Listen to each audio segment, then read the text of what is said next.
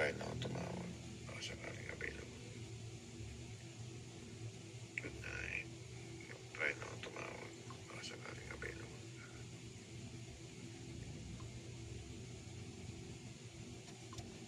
Good night. Try na ako tumawag. Baka sakaling available.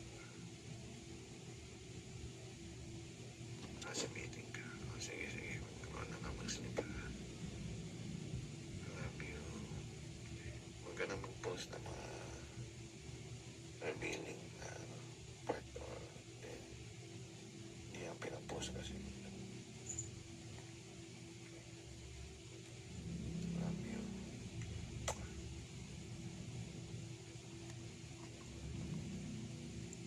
Good night.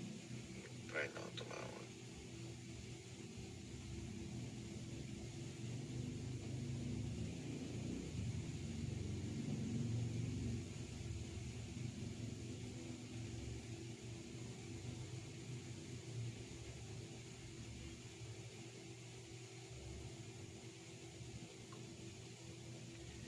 Good night. Mag-sleep na ako.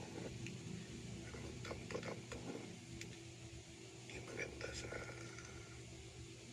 kalusugan yung lagi na-stress, lagi nag-overthink. At hindi rin na siya sanay sa ganun eh.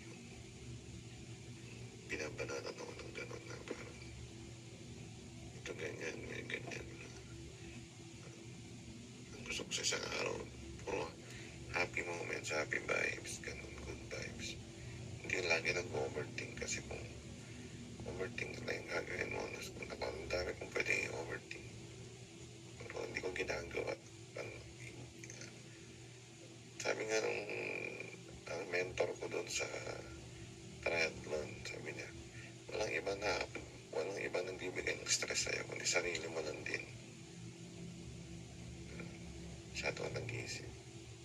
May nag-overthink ka, maraming klaseng possibilities sa mga paso sa utak mo na baka ganito, baka ganyan, bakit ganito, bakit ganyan. Baka sakaling ganito, ganyan.